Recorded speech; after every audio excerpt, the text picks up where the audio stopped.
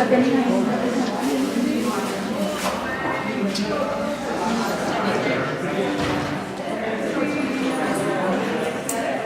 this is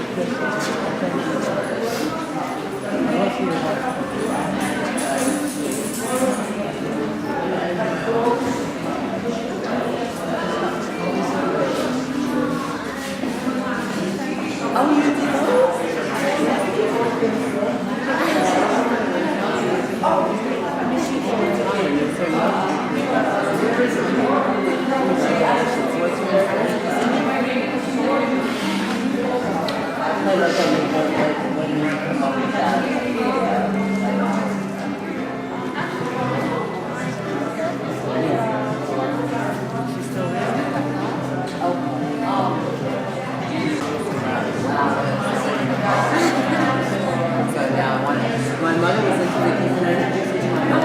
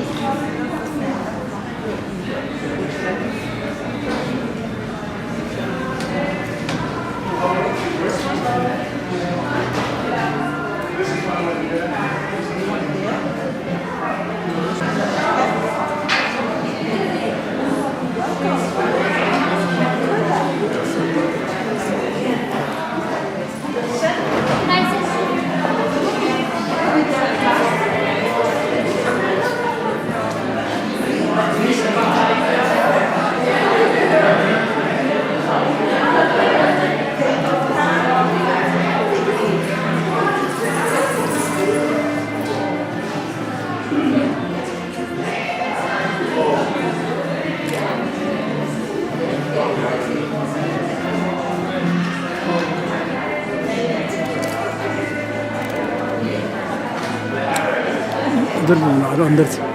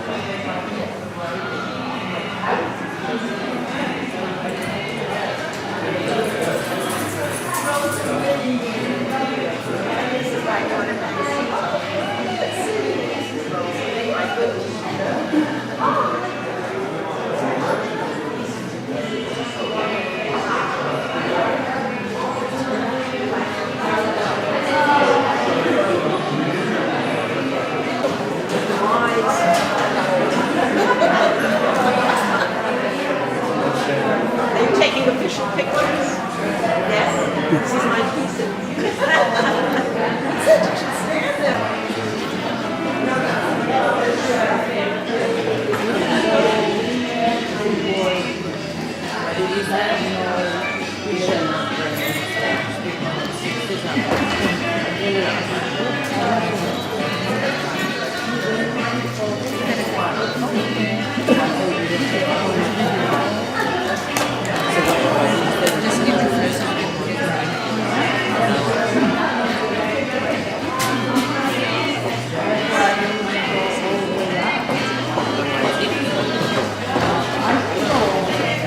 Yes. L'chaim.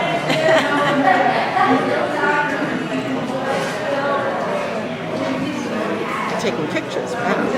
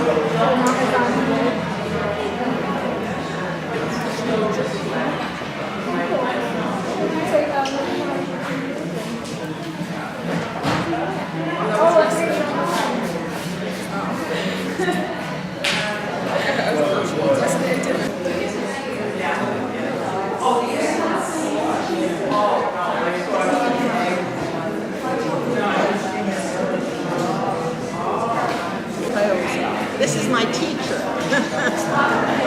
for many years.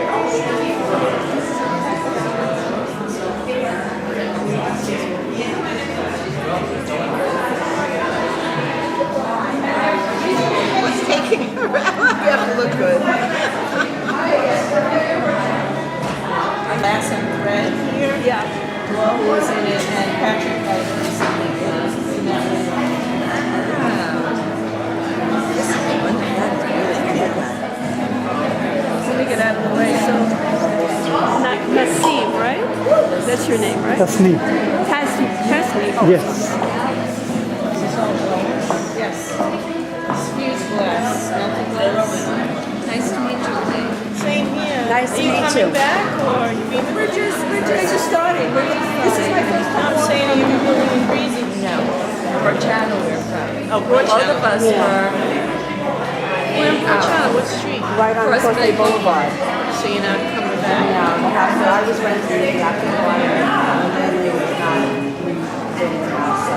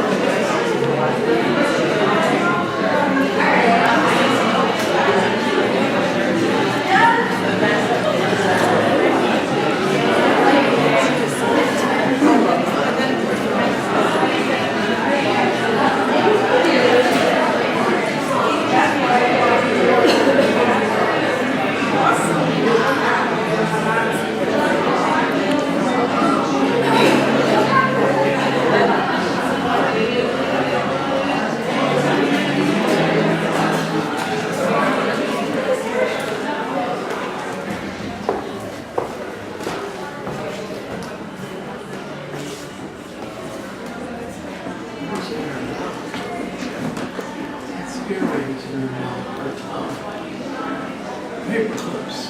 Oh God, that's so sick.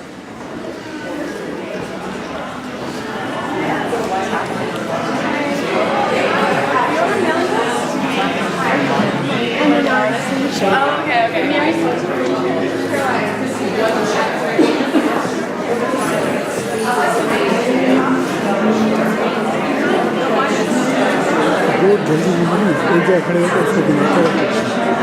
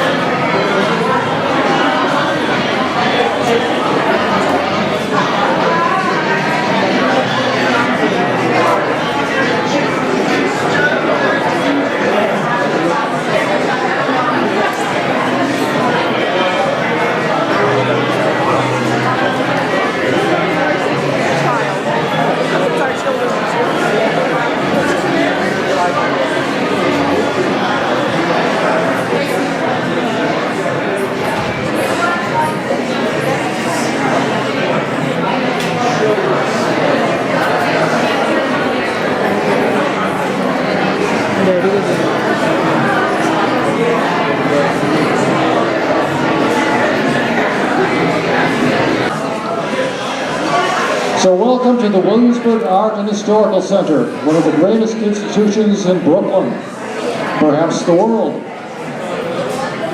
Part of the reason for that is because we have a wonderful Salon membership organization. And I do believe it is the greatest artist membership organization in the world today. Truly, I mean that too. I've seen 15 years of this, and every year it improved. And so we have today a very fantastic exhibit. And I want to tell you why. I want to introduce to you a very great lady who founded the Williamsburg Art and Historical Center. Hugo, could you come forward?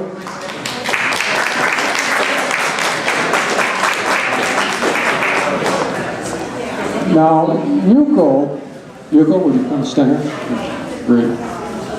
And back in 1996, this wonderful lady was driving by this dilapidated old building in a very dangerous part of Brooklyn.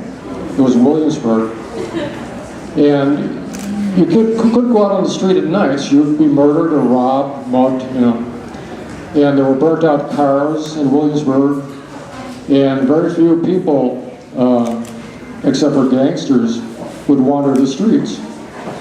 Well, she bought a building, and it was an artist residence building. It was broken down too. She fixed it up through her own labor, much of it, because she was not very rich at the time. And even now, she says. In any case, she worked with the local community and the police. There were a lot of decent people still living here too, and there were poor people. But she worked with them and the police, and together they started to clean up Williamsburg and made it a safer place. Artists began to move in from Manhattan because they couldn't afford the rents. And pretty soon things improved a little at a time. And then the real estate people discovered the area too, because the artists were moving in, and real estate people and richer people always follow the artists. Why is that? I don't know. But they're following you. They're keeping an eye on you. They may not buy your art, but they want to know where you're going to live. So as a result, over a period of years, Williamsburg became a very prosperous area. The real estate people bought it and started fixing things up. Again, they work with the police, they work with the community. And so today you have one of the preeminent communities in the world to live. And a very young artistic community. Back when Yuko started out, we had 1996, maybe 1,000 artists. It grew to about 10,000. I don't know how many artists live here today, because I think they've been priced out, many of the artists too. Now, as a result, the government recognized Yuko, and she got an award from Howard Golden, then borough president, naming her Woman of the Year for all of her achievements. Yes, that's not the only award. But he said that she has, through her activities, transformed all the northern part of Brooklyn. She's given credit for a lot of the changes here, and he's right. Subsequently, George Pataki, governor of New York, named her a Woman of the Year, along with, I think, 4 other very prestigious women whom you would know, like Diane Sawyer, the newscaster. She was named a Woman of the Year, and for her great achievements here. After that, Marty Markowitz, our late borough president, not late, not dead, but he's been replaced, and we're very sorry about that because we loved him very much. He gave her a Woman of the Year award. Besides that, he gave her another award, the Asian Arts Award. And also, she was given a Citizens Award by Tracy Boyland, a member of the City Council. And most recently, just last year, in March, she was given the Pratt Institute Achievement Award. And that's perhaps possibly one of the most prestigious awards internationally, because the graduates of Pratt Institute have achieved great high honors all around the world for their design, the architecture, and everything else. And of course, Yuko's a graduate of Pratt, that's why she got the award too.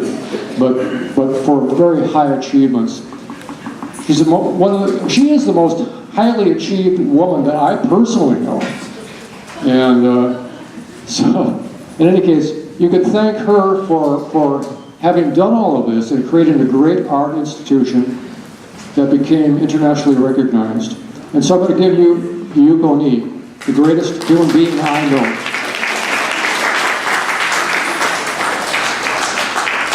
Thank you very much. And Terence Lindor is the president of the War Center. And he's been working very, very hard behind me, behind the War Center. So I want to thank Terence Lindor for 17 years of hardship. And not only Terence, we have so many volunteers who have helped us. And we couldn't afford paying individual volunteers. So they are all volunteers.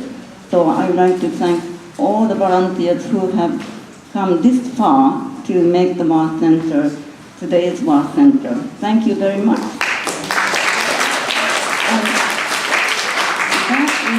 That is those people are working hard behind the scene. But artists who presented wonderful works, I have to thank all of the artists who participated in the show in the past.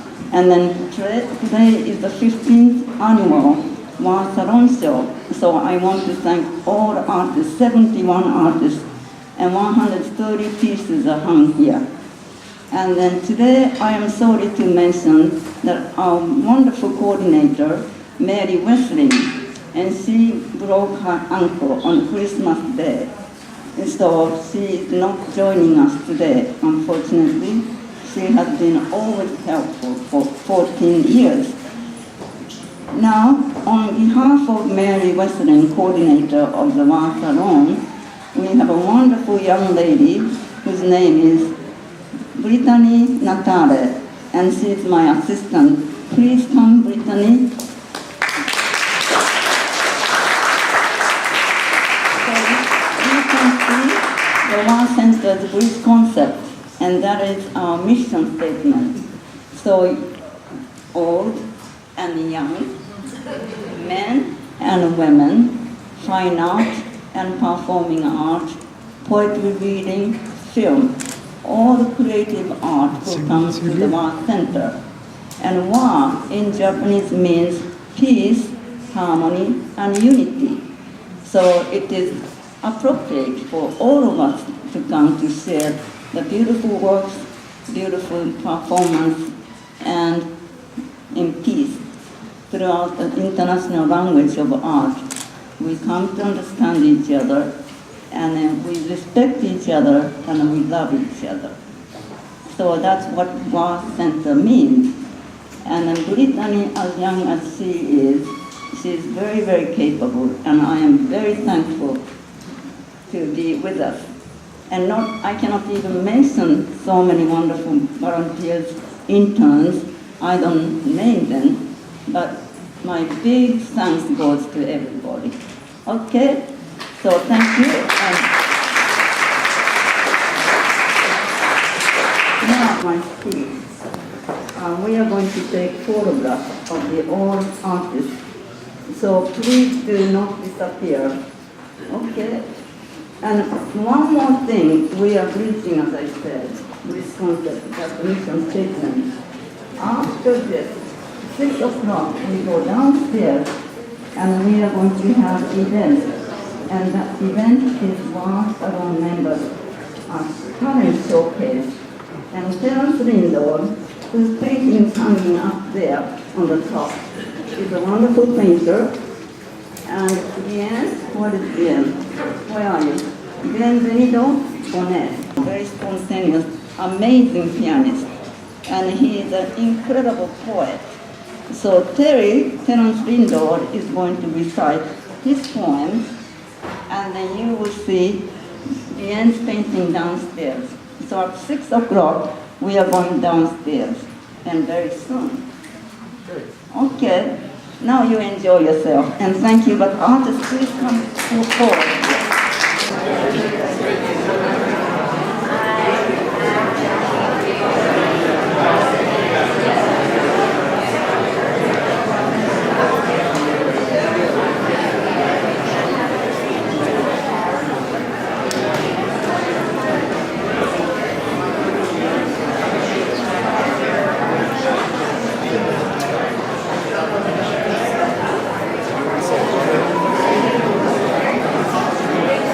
सीधे एक minute पकड़ो, नीचे के कपड़े लगा सुना।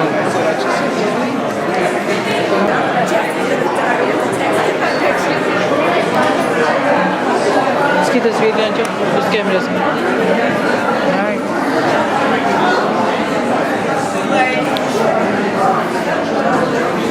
मेरा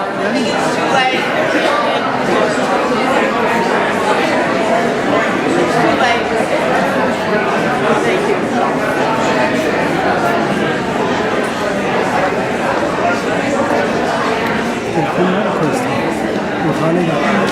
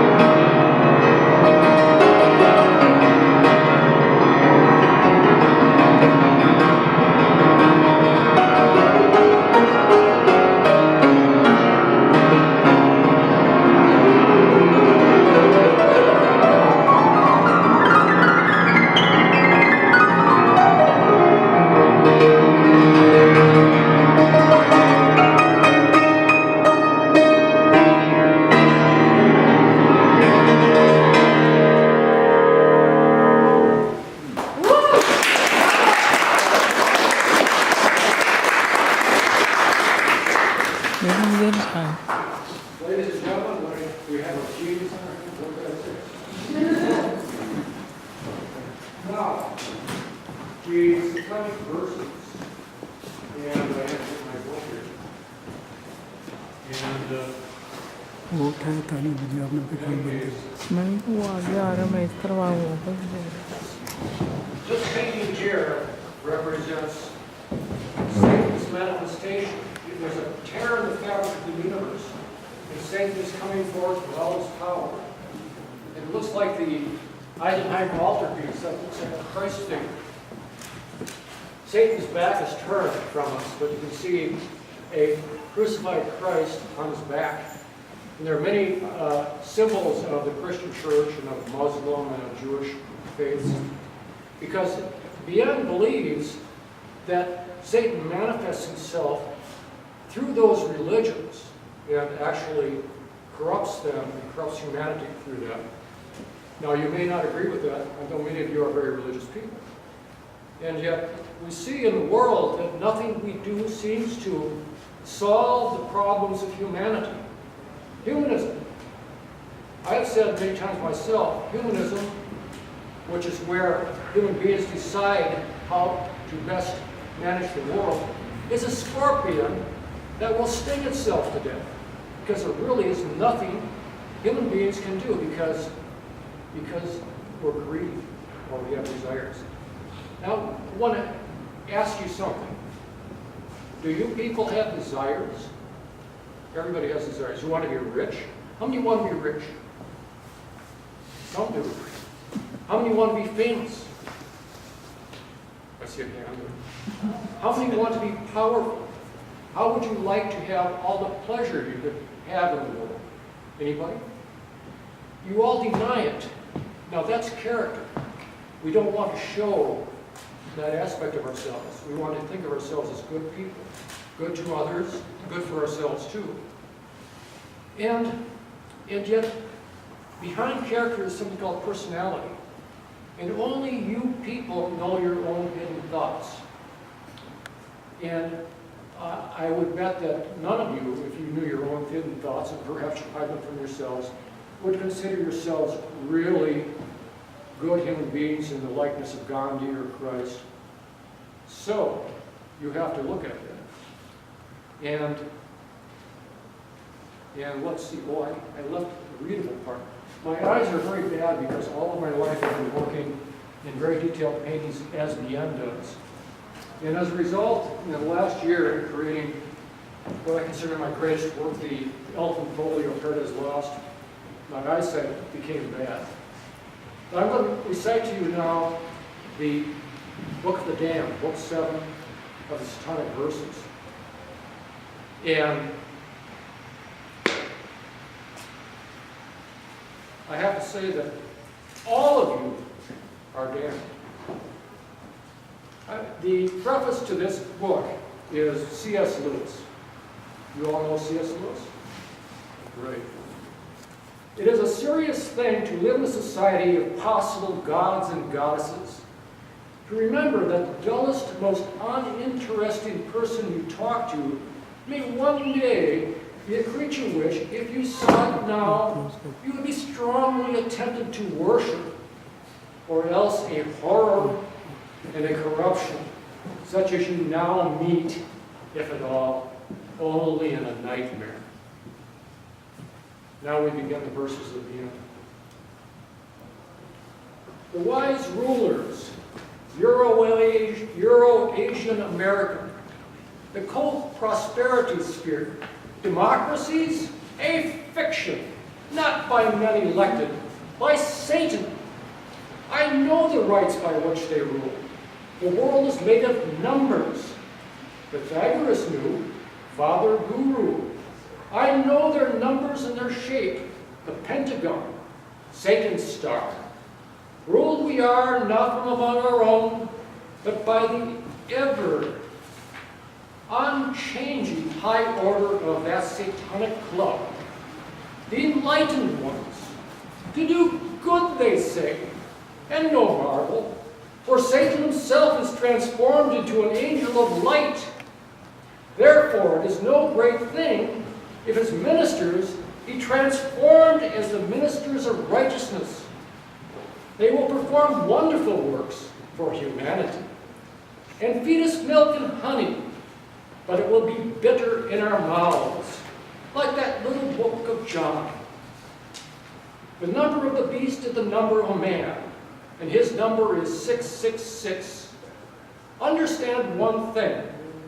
The kingdom under the Antichrist, more glorious than any earthly kingdom.